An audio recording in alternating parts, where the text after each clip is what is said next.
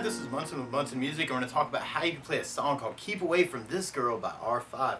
And we end up capoing this on 6th fret to kind of match the recording, but we'll start off kind of walking through a couple things in root position. And there was this cool little awesome lick that kind of threw the tune, where you can play 2nd fret on the D, 5th fret on the D, and kind of alternate between those, kind of 2, 5, 2, 5, 2, 5, 2, 5. And then we go to 2nd fret on the G for 2, 2, 2, 2. 4th fret on the G, and then we kind of play that 4th fret on the G, and you may want to do that as kind of a pull off the 2nd fret and then a pull off to the open G.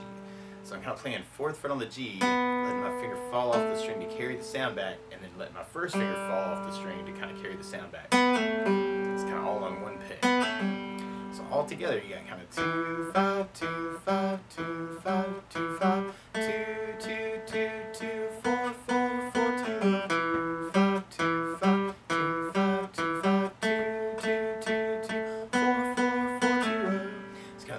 Lick.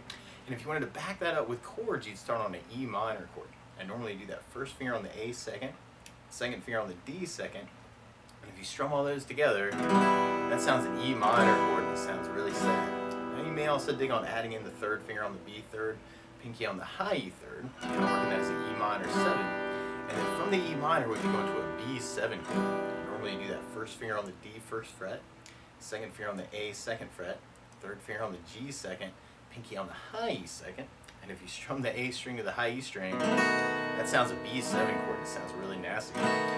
Now you may also think about putting the 3rd finger over the G, B, and E, kind of making that a B9 if you want to kind of jazz that up a little bit.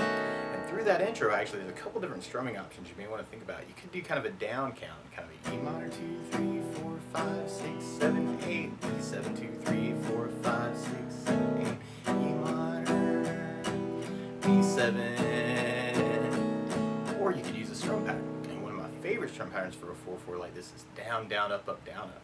So if you took the E minor and just tried that a lot, you'd have down, down, up, down, down, down, up, down, down,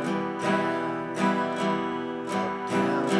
So if you try that through that intro progression, we'd have the E minor, E7,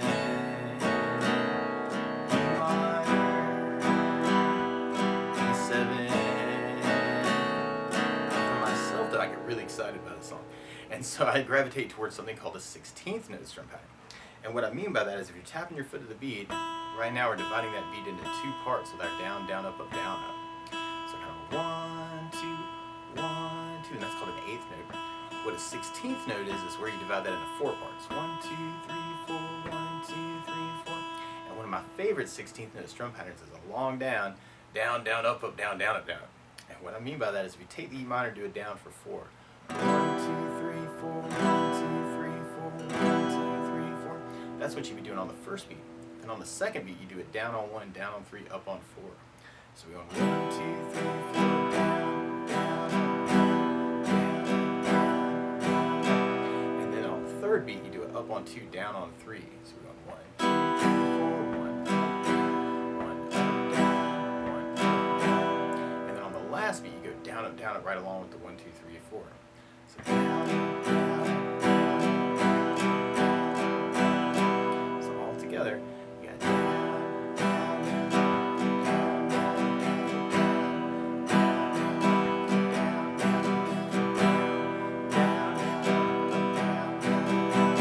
So try the intro that way.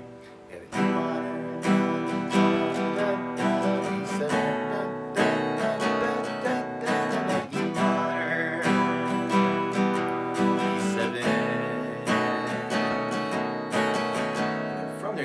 into our main verse. And our main verse kind of starts off with that same progression. We do that twice. And then we go to an A minor chord. I normally do this first finger on the B first fret, second finger on the D second fret, third finger on the G second fret. If you strum all those together, that sounds an A minor chord and it sounds really sad. Now you may also dig on lifting off the first finger and making that an A sus2, or adding in the pinky on the B third for an A suspended chord and kind of saying some stuff around A minor. Or you might dig on lifting off the third finger and making that an A minor 7, or putting the pinky on the high E third for an A minor 7. Or you may even dig on something called an A7 sus by doing first finger on the D second finger on the G second, third finger on the B third, pinky on the high E third. Kind of working that for your and that ends up sounding more unresolved, but you may kind of dig on that. And then from the A minor, we go into our C major chord. I normally do this first finger on the B first fret, second finger on the D second, third finger on the A third. And if you strum the A string to the high E string, it sounds a C major chord and sounds really happy. Now you may also dig on lifting off the first finger, making that a C major 7, or adding in the pinky on the B third for C major 9 and kind of saying some stuff around the C. Or another way to play C major 9 would be doing first finger on the D second finger on the A third, third finger on the B third, pinky on the high E third, kind of working that for your C major. And then from the C, we'd be going to a D major chord. Do this first finger on the G second finger on the high E second, third finger on the B third, and if you strum the D string to the high E string, it sounds a D major chord and it sounds really happy. Now you may also dig on lifting off the second finger, making that a D sus2, or adding in the pinky on the high E third for the D suspended chord and kind of saying some stuff around the D. And then at the very end of the verse, we go to a B7 chord before we go into our chorus. So all the way through that whole chorus, you have kind of that E minor, E7, E minor, E7, E minor, E7, E minor, E7. Then we got our A minor, C,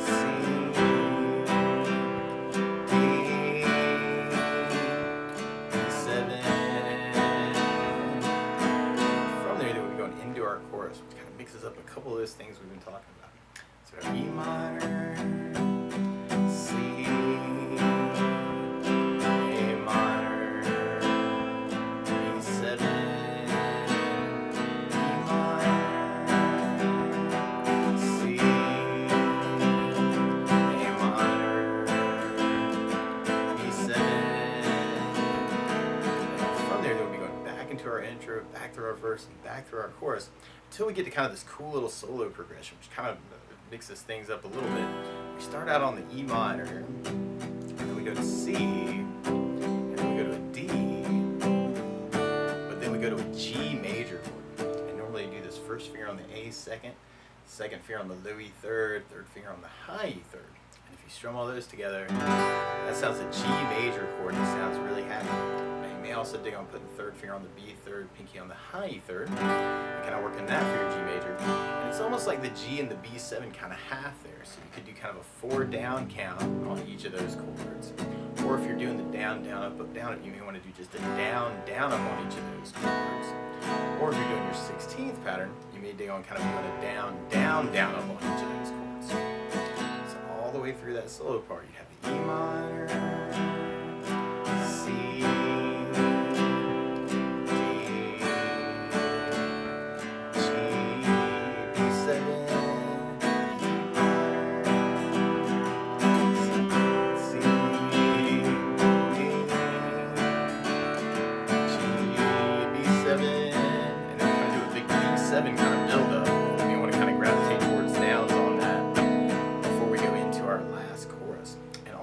chorus, actually, you'll hear these cool little bass notes. You may want to start on the E minor as kind of a down and kind of kill the strings, and then play second fret on the A to lead into the C chord, and then second on the A to lead to A minor, and then open A to lead to the B7, and kind of do as kind of a down kill. So you may kind of dig on that. E minor to C to A minor, open A, B7, kind of working that as kind of an accent on that last chorus.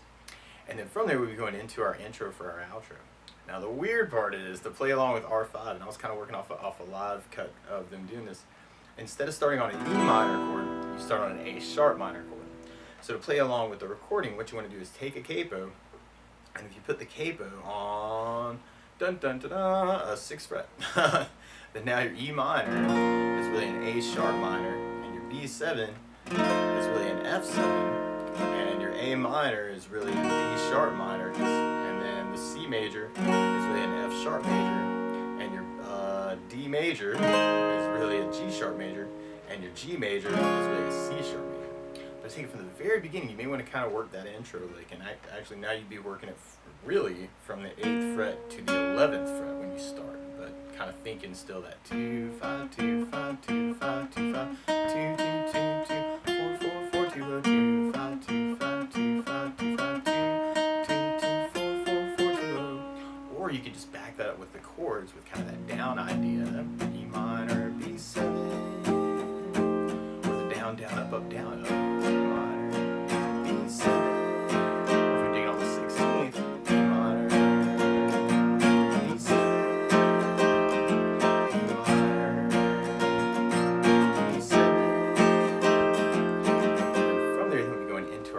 Verse. You can do that with any of those strummings too. Kind of E minor, B7,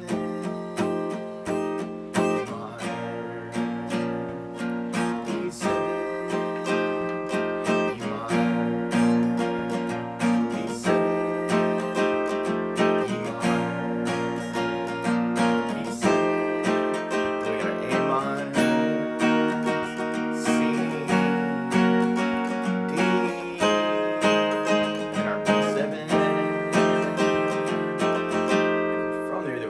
C, our chorus part.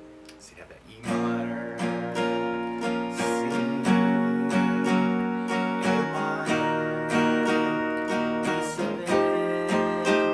E minor, C, A minor, B7.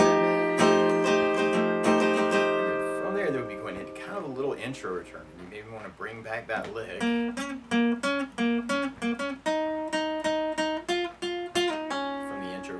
Or something else that I like to add to a song like this too is bass notes. And a lot of times on that first down, of the down, down, up, down, up, you can throw in a bass note for the chord. So on the E minor, you'd have low E for the bass. On the B7, you'd have the A for the bass. On the A minor, you'd have the A for the bass. On the C, you'd have the A for the bass. On the D, you'd have the D for the bass. And on the G, you'd have the low E string for the bass. So we can kind of try that intro with just the bass down, up, down, up.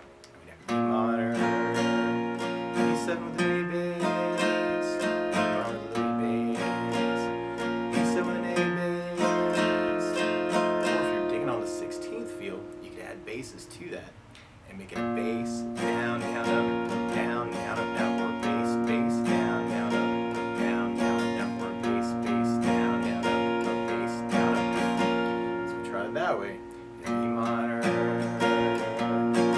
B7.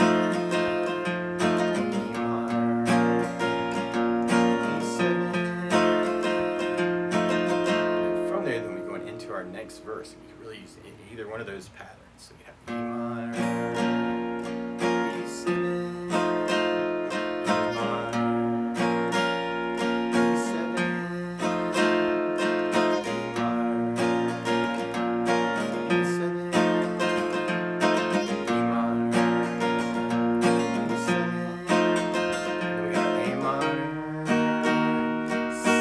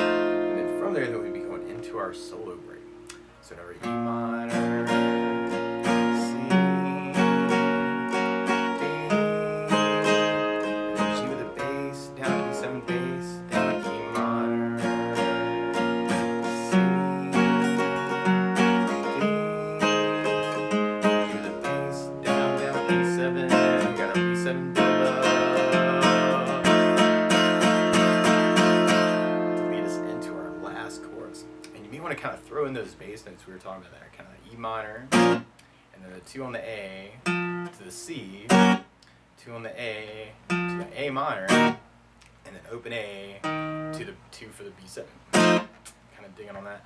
Or you could just kind of strum through that. You hit the E minor, C, A minor, B7, E minor, C, A minor, B7. And then from that last chorus, then we'll be going back into our intro for our outro. So 2 5 2 5 2 5 2 5 2 2 2 2 4 4 4 2. Or you can kind of mix that up. Or if you know there are licks around these chords too, you know, feel free to kind of take this lesson and kind of embellish it any way you want to.